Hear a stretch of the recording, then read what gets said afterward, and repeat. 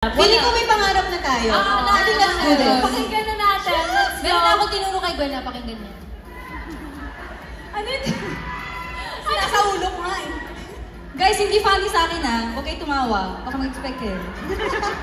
Seryoso to, seryoso. Music?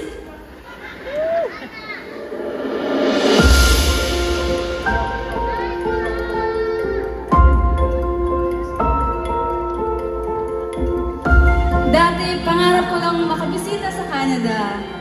Pero ngayon, parang ang sarap pala dito tumira.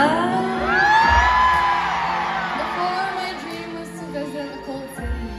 But now that I'm here, yung yakap na lang nais ko. Alam niyo, isa lang pangarap ko, guys. Pangarap ko magkaroon ng isang JR. Joanna Robles. Ang dami kong pangarap noon. Ngayon, pangarap ko maging wife niyo na. Dati, ang dami kong pangarap ngayon. Pangarap ko na maging wife si CV. Collector. Sabi ng nanay ko, okay lang daw, libre lang daw mangarap.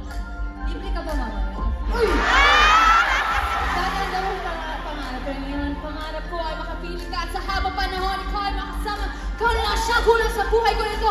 Pangarap ko ay Yes, ito ang pangarap ko. Dati pangarap kong magpasaya, pero ngayon pangarap ko nang mapasayo.